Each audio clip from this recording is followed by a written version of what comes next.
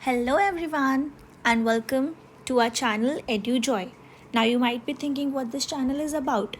This channel is about education made joyful. As its name suggests, EduJoy. What can you expect from our channel? What this channel is about? So let me give you a quick review about all of that. Now, this channel gives you NCERT and other books complete chapter explanation.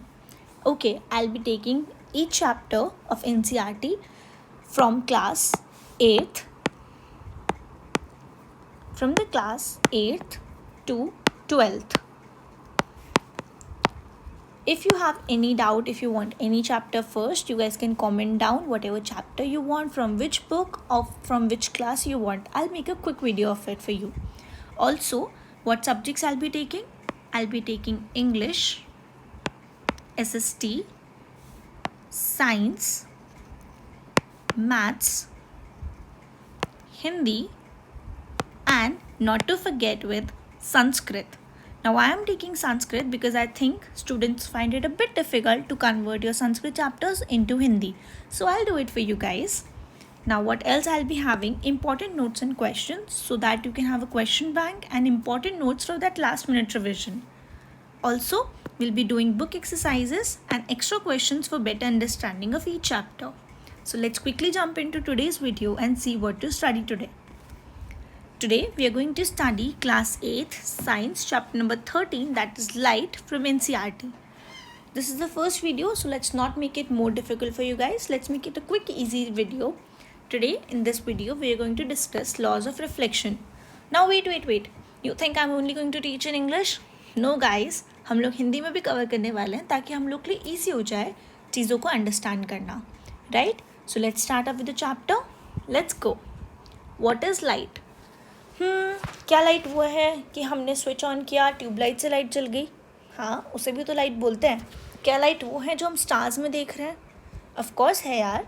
क्या light वो है जो सन दे रहा है in the form of sunlight? Of course that is also light because everything is visible because of light. But one basic question before we jump into the chapter: what color does sunlight have?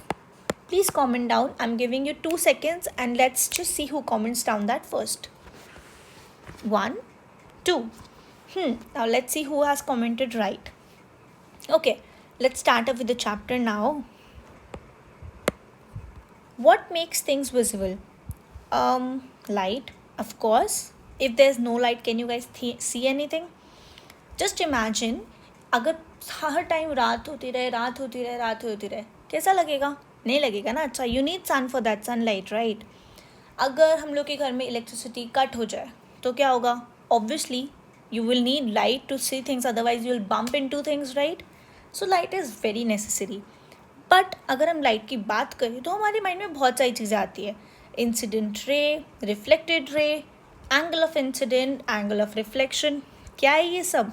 Let's study into very easy things. Okay, what is a incident ray? सबसे पहले incident ray है, but वो गिरेगी कहाँ पे? Incident ray हमेशा fall होने के लिए एक सरफेस चाहिए. हवा में तो नहीं गिरेगी ना, कहीं तो बाउंस बैक होगी, कहीं तो वापस आएगी. तो जब भी कोई रे या जब भी कोई लाइट का जो रे है वो आती है किसी भी सरफेस के ऊपर. फॉर एग्ज़ाम्पल, हमने यहाँ पे टॉर्च रखी और ये हमारा प्लेन है. यहाँ पे से टॉर्च पे से जब हम लाइट डालेंगे तो वो होगी हमारी इंसिडेंट रे, मतलब जो रे हम डाल रहे हैं. जब वो जाएगी उसे हम बोलेंगे इंसिडेंट रे, एंड जब वो बाउंस बैक करेगी उसे हम बोलेंगे रिफ्लेक्टेड रे, क्योंकि वो रिफ्लेक्ट हो गई है वापस. Let's study. The light ray which strikes any surface is known as incident ray, and the ray that comes back from any surface after reflection is known as reflected ray. You understood this? कि कोई भी surface पे जब हम ray डालेंगे उसे हम बोलेंगे incident ray, और जब वो bounce back करेगी या reflect back करेगी उसे हम बोलेंगे reflected ray. Now, एक और चीज़ हमें इस पिक्चर के अंदर दिखे, that is normal. Now, what is a normal? जब भी हम अपनी surface से एक 90 डिग्री की एक लाइन ड्रॉ करेंगे उसे हम बोलेंगे नॉर्मल. अब नॉर्मल हमेशा कहाँ होती है? इंसिडेंट रे और रिफ्लेक्टेड रे के ठीक बीच में होती है हमारी normal. The line representing mirror at the point of 90 degree where the incident ray strikes the mirror, this line is known as the normal. ये रही हमारी नॉर्मल. इंसिडेंट रे को हम आई से डिनोट करेंगे एंड रिफ्लेक्टेड रे को हम आर से डोनेट करेंगे. Very easy to understand. अब जो एंगल बन रहा है हमारे नॉर्मल और हमारे इंसिडेंट रे के बीच में, क्यों ना हम उसे एंगल ऑफ इंसिडेंट बोल दें, और जो एंगल हमारा बन रहा है नॉर्मल और रिफ्लेक्टेड रे के बीच में, उसे हम एंगल ऑफ रिफ्लेक्शन बोल देते हैं. अब हम बात करें लॉज ऑफ रिफ्लेक्शन की. तो सबसे पहला लॉ ऑफ रिफ्लेक्शन क्या होता है? The angle of the reflected ray equals the angle of incident ray respect to the normal. मतलब अगर हम नॉर्मल हमारा बीच में है तो हमारा एंगल ऑफ इंसिडेंस हमेशा इक्वल होगा एंगल ऑफ रिफ्लेक्शन के. मतलब angle I is equals to angle R. For example अगर एंगल आई है 120, जस्ट एग्जाम्पल, तो हमारा एंगल आर भी क्या होगा? 120. तो नॉर्मल के रिस्पेक्ट में दोनों हमेशा इक्वल आएंगे. और ये है हमारा प्लेन.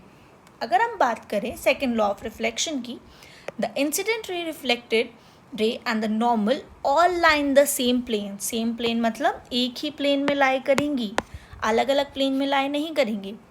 जैसे कि 2D 3D में नहीं लाई करेंगे, हमेशा सेम प्लेन होगा तीनों का. एंड थर्ड क्या है? The incident and reflected ray are on opposite sides of the normal. कभी भी इंसिडेंट रे और रिफ्लेक्टेड रे सेम साइड पे नहीं हो सकती, हमेशा दोनों अपोजिट साइड पे होंगी, तभी वो इंसिडेंट रे और तभी वो रिफ्लेक्टेड रे होगी.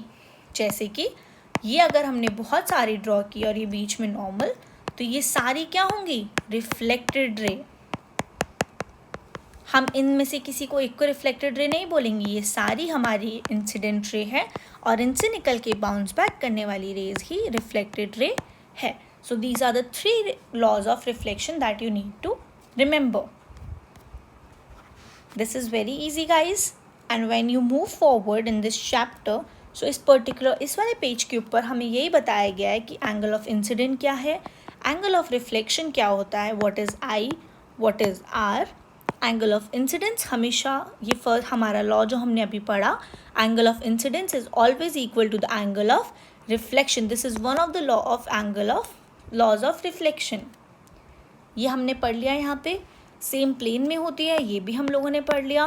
एंड दोनों हमेशा अपोजिट डायरेक्शन में होंगी, ये भी हमने पढ़ लिया. तो ये तीनों लॉज जल्दी से हम अपनी कॉपी में लिख लेंगे, बिकॉज ये तीनों लॉज बहुत ज़्यादा इम्पॉर्टेंट हैं और एग्जाम में पूछे जा सकते हैं. Now when we are moving forward इस चैप्टर के अंदर, ये देखिए ये वाला डायग्राम सब लोग अच्छे से याद करेंगे. This is normal, this is a plane. सबसे पहले एक प्लेन बनाएंगे, नॉर्मल को पॉइंट करेंगे 0 से, एक इंसिडेंट रे हमारे पास आएगी, उससे बाउंस बैक होगी, निकलेगी रिफ्लेक्टेड रे. जो नॉर्मल और इंसिडेंट रे के बीच का एंगल होगा उसे बोलेंगे एंगल ऑफ इंसिडेंट, जो कि हमेशा इक्वल होगा रिफ्लेक्टेड रे वाले एंगल से, जो कि बनेगा नॉर्मल और रिफ्लेक्टेड रे के बीच में.